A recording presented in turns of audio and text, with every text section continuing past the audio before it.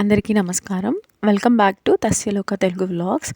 నా ఛానల్‌ని సబ్స్క్రైబ్ చేసుకోకపోతే ప్లీజ్ సబ్స్క్రైబ్ చేసుకోండి. అండ్ అలాగే ఇక్కడ నేను శివాలయంలో శివపార్వతుల కళ్యాణం జరుగుతుంది. సో, ఇది ఆదివారం రోజున జరిగిందండి. చాలా మంచి విషయాలు చెప్పారు పూజారి గారు ఆ శివపార్వతుల కళ్యాణం జరిపిస్తూ. సో, హోప్ మీ అందరూ కూడా చూసి ఈ వీడియో నచ్చుతుంది. అండ్ అలాగే మంచి మంచి విషయాలన్నీ చెప్పారు. అండ్ కళ్యాణం చూసిన వాళ్ళకి మంచి జరుగుతుంది అని అంటారు. అది కూడా ఒక ఇంటెన్షన్‌తో వీడియో తీశాను. హోప్ మీ అందరికీ ఈ వీడియో నచ్చుతుంది అని. And please subscribe to my channel. And ఇక్కడ గుడి లోపల ఎలా ఉంది ఏంటి అన్నది చూపిస్తున్నానన్నమాట. సో, ఈ గుడి కట్టి ఇంకా సంవత్సరమే అయింది. సో, ప్రతి సంవత్సరానికి ఇప్పటికి వార్షికోత్సవం. సో, ఆ వార్షికోత్సవం సందర్భంగా శివపార్వతుల కళ్యాణం జరిపిస్తున్నారు.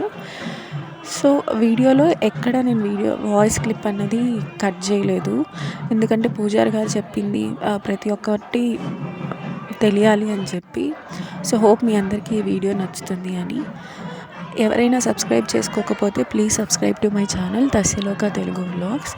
అండ్ అందరికీ మంచి జరగాలని కోరుకుంటున్నాను.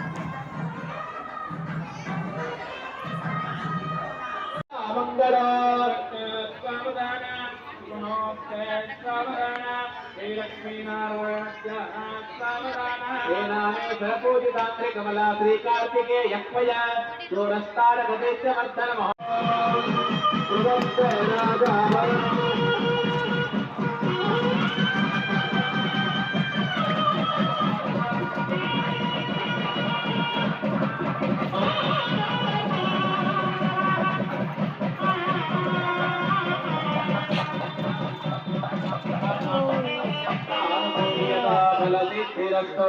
समस्त संमंगलानि भवन्तु सत्यासन्तु उदामानि ओम परमेश्वराय विद्महे वासुदेवाय धीमहि तन्नो नामदाय विद्महे धर्मसिद्धिये धीमहि तन्नो गौरी प्रचोदयात् ओम परमनामं दर्शयामि नमस्करोमि नमः पार्वती पतये हर हर हर महादेव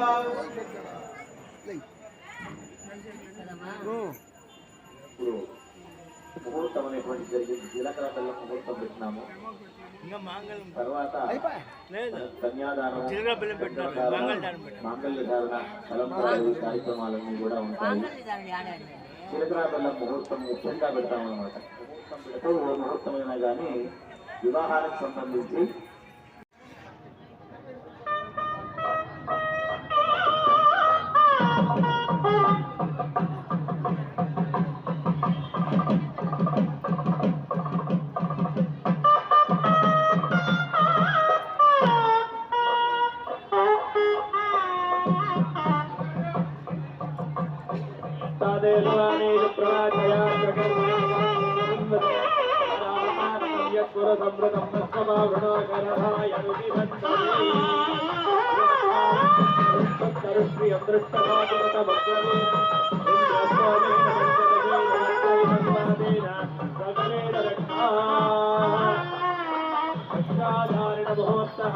ముహూర్తమస్తు సుప్రతిష్ఠితమస్తు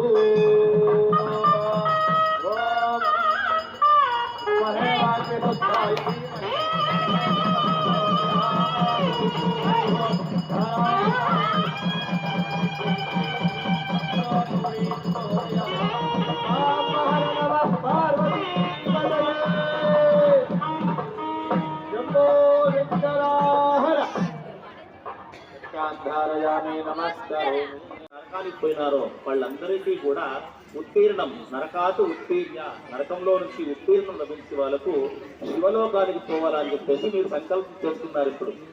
ఇప్పుడు అందరికీ కూడా ఏమంటే చాలా మందికి వివాహాలు ఆలస్యం కావడము, సంతానం కాకుండా ఉండడము, ఇటువంటి దోషాలు ఏమైనా ఉండి ఎవరి దగ్గరికైనా జ్యోతిష్యం దగ్గరకు వెళితే పితృదోషం ఉంది, మీరు పోయి పూజ చేసుకోరండి అని చెప్తారనమాట.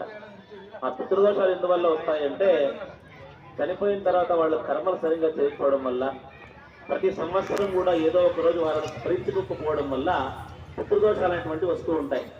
అటువంటి పితృదోషాలు ఏమున్నా కూడాను ఈ రోజు చేసేటువంటి కన్యాదాన ఫలితం వల్ల, ఈ సంకల్పం వల్ల మీకు అన్ని కూడా తొలగిపోయి పిల్లలకు పరంగా, విద్యా ఉద్యోగ పరంగా అన్ని రకాలుగా కూడా అనుకూలమవుతుందన్నమాట. ఇది ఈ కన్యాదానం యొక్క పూర్ణ ఫలం ఏ రకంగా మనకు వస్తుంది అంటే తిలై సూర్యమండల పర్యంతం అని చెప్తున్నాం అనమాట. తిలలు అంటే నువ్వుల్ని మనము కూడా కన్నుల పండుగగా ఉంటుందన్నమాట. కళ్యాణం అంటే కన్నుల పండుగ. ఇప్పటి కాలంలో చేసుకునేటువంటి వివాహాలు కన్నుల పండుగ కాదు, అది మీరు కేవలం వేడుకలకు మాత్రమే చేసుకుంటూ ఉంటారు. హల్దీ ప్రోగ్రామ్ ఉంది, సంగీత్ ప్రోగ్రామ్ ఉంది, డాన్సర్ ప్రోగ్రామ్ ఉంది, అవి ఇవి అని ఉంటాయి. చక్కని పందిరి కింద చేసుకునేటువంటి చక్కని పందిరి ఉంది అంటే అక్కడికి సకల దేవతలు వస్తారంట.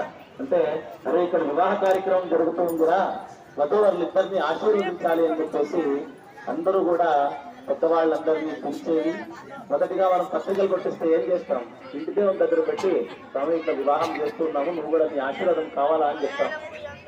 అంటే మనం ఎవరన్నా పెళ్లికి పిలిస్తే వాళ్ళు ఖచ్చితంగా వచ్చి ఆశీర్వాదం చేస్తారు కదా, అట్లనే దేవతలు కూడా ఖచ్చితంగా పందిరి కిందకు వచ్చి వధువుని ఆశీర్వాదం చేసి వెళ్తారనమాట. అందుకనే పెళ్లి పిల్లల పైకి ఎవరు చెప్పులు వేసుకురావద్దండి అని చెప్తుంటారు. ఎందుకంటే దేవతలందరూ కూడా అక్కడ వచ్చి ఆశీర్వాదం చేస్తారనే ఉద్దేశంతో. త్రయంబకాయ నమః. విష్ణు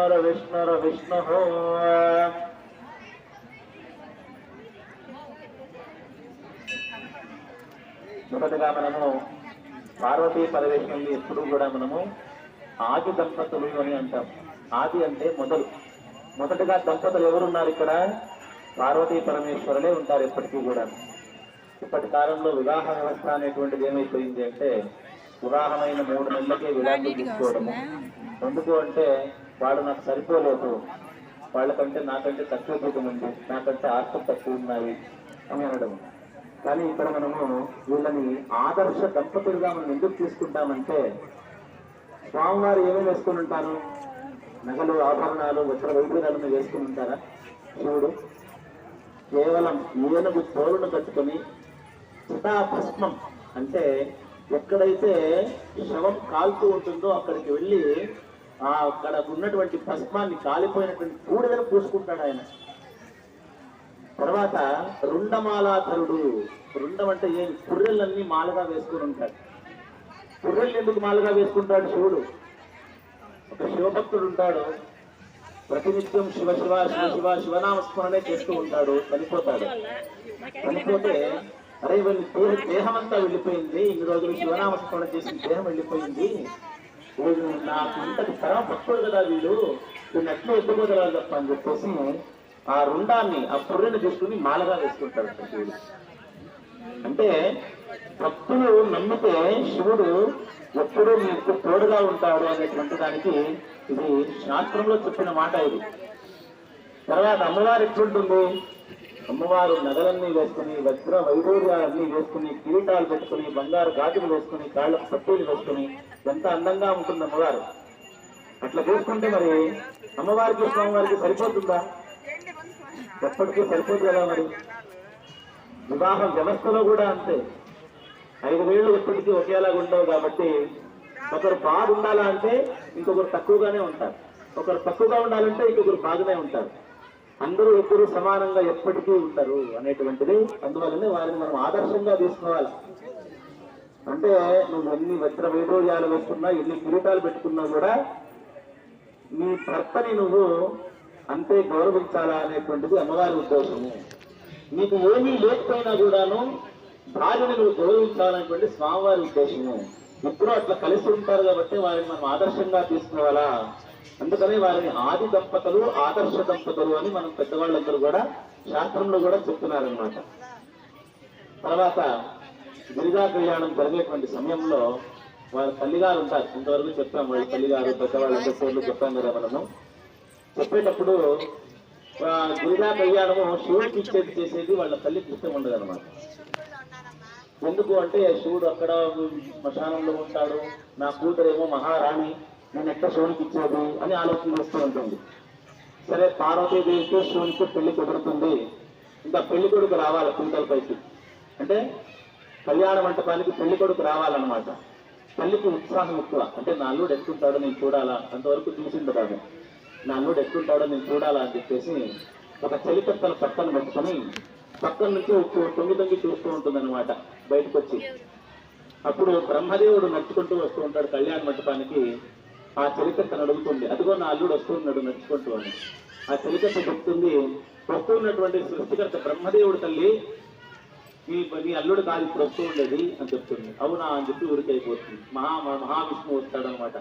మహావిష్ణువు ఎంత సుందరంగా ఉంటాడు, వనమాలన్నీ వేసుకుని శంకు చక్రాలు పెట్టుకుని గద పట్టుకుని ఎంత గంభీరంగా వస్తూ ఉంటాడు కదా.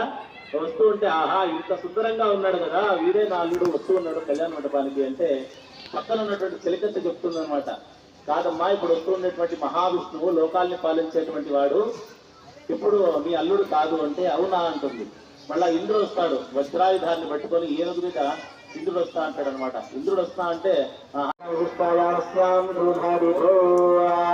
ఓం మంగళ మహాలక్ష్మీ పూజాంత కలిశ్వే లక్ష్మీం క్షీరసముద్రరాజతనయాం శ్రీరంగరామేశ్వరీం దాసీభూత సమస్తదేవనితాం లోకైకదీప అంకురాం శ్రీమన్మందకటాక్షరస్తైవ బ్రహ్మేంద్రలింగాధరాం తాం త్రైలోక్యకుటుంబినీం ప్రతిదాం వందే ముకుందప్రియాం సిద్ధలక్ష్మీర్మోక్షలక్ష్మీర్హే లక్ష్మీర్ సరస్వతి శ్రీలక్ష్మీర్వరలక్ష్మీశ్చా వృషన్నామ సర్వదా మహాదేవ్యై విద్మహే విష్ణుపత్ని ధీమహే తన్నా లక్ష్మీ వృదోదయాత్ మంగళ మహాలక్ష్మీ దేవతాభ్యో నమః ధ్యాయామి ధ్యానం సమర్పయామి ఆవాహయామి నవరత్నగజితయమజిమ్మాన్ సమర్పయామి పాత్రం సమర్పయామి అర్ఘ్యం సమర్పయామి ఆచమనీయం సమర్పయామి స్నపయామీతి స్నానం శుద్ధోదక స్నానం సమర్పయామి వస్త్రార్థం పుష్పాన్ని సమర్పయామి పూయితార్థం పుష్పాన్ని సమర్పయామి అలంకరణార్థం పుష్పాన్ని సమర్పయామి మల్లికాది సుగంధీని మాలత్యాదీని వైప్రభాత్ దేవదాని పూజార్థం పుష్పాన్ని ప్రతిల్పిదాం పుష్పాలికాన్ని సమర్పయామి సచిత్రచిత్రం జలేంద్రమస్మై చిత్రాక్షత్రాగ్రం వయోభాత్ చంద్రం దయం పూర్వేరం ప్రహంతం చంద్రచంద్రాగుణదైవస్వ మరుద్రాజోణం సమర్పయామి కుంకుమజోణాన్ని సమర్పయామి సుందరజోణాన్ని సమర్పయామి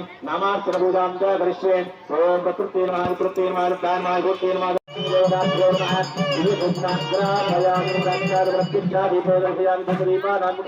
ఆచమనం సమర్పయామి స్నానం సమర్పయామి నైవేద్యం విశ్వామిత్రాగ్ని సవితా దేవతా గాయత్రీ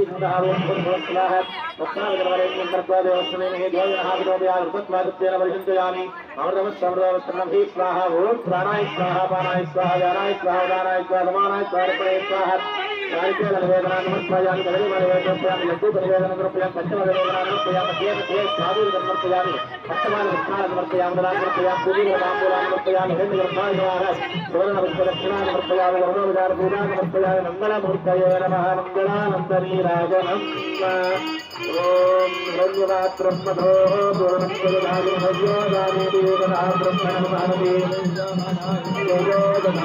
మంగళ మహాలక్ష్మీ దేవతాభ్యో మహానంద మంగళ నీరాజనం దర్శయామి నీరాజనాంబికే ఆచమనం సమర్పయామి పుష్పాన్ని సమర్పయామి దేవతా రక్షాం ధారయామి నమస్కరోమి చక్రజావరా సర్వోపచార పూజా సమర్పయామి అనయా పూజయామి భగవాన్ సర్వాత్మకాః గ్రహం శ్రీదేవతా సుప్రీదాయ ప్రసన్నా వరదాసరే శుభకర్మణ్య విఘ్నమస్య ఉత్తరోత్తరమహరహర విరుద్ధేరస్తు సకల సన్మంగళాని భవంతు అభిగతం పరిపూర్ణతా ఫలసిద్ధిరస్తు.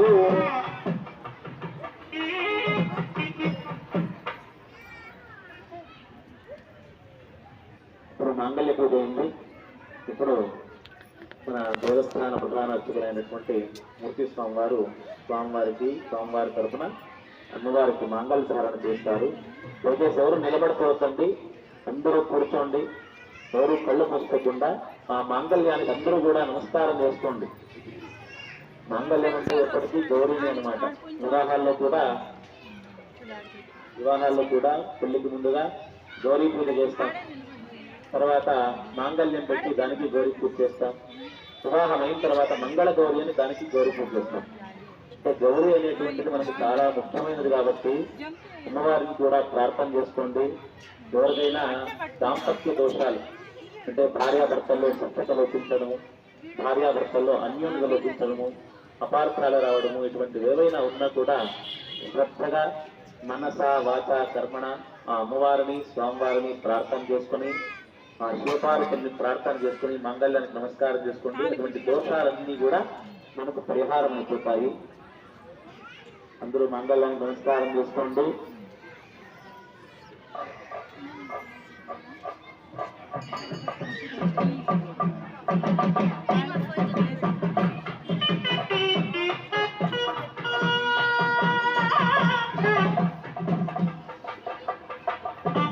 గట్టిమేళం. ఓం తదేవ లగ్నం తదేవ తారాబలం చంద్రబలం తదేవ విద్యాబలం దేవబలం తదేవ లక్ష్మీపదేవేంద్రియం పుష్కరాణి. ధ్రువంతే రాజా వరుణో ధ్రువంతే వో బృహస్పతి ధ్రువంత ఇంద్రశ్చాగ్నిశ్చరాష్ట్రం ధారయతాం ధ్రువం.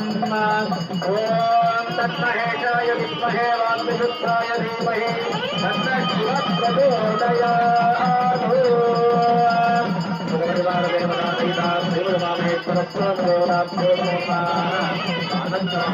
నీరాజనం దర్శయామి నీరాజనామి పరిమళమత్రపుష్పాణి దేవతారక్షాం ధారయామి నమస్కరోమి. భవానీ పింగళస్వామి దేవతా పాదపద్మమలగు గోవింద భజసాంబహర నమః పార్వతీపతయే. భక్తులు చెప్పాలా, ఇక్కడ చెప్తే కైలాసంలో శివుడు వెనుకబడాలంట.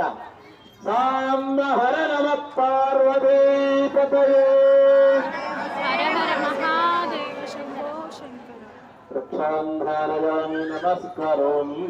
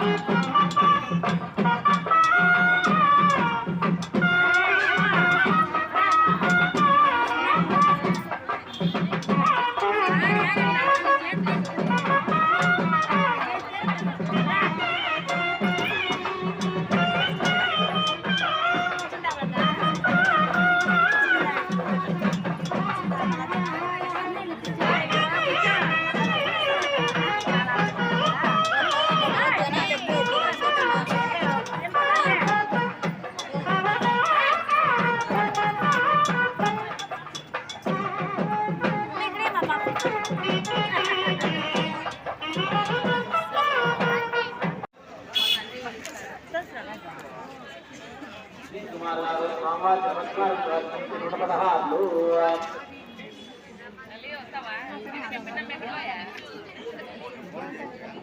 గారు నరసింహమూర్తి గారు స్వామివారి నమస్కారం నుండి 116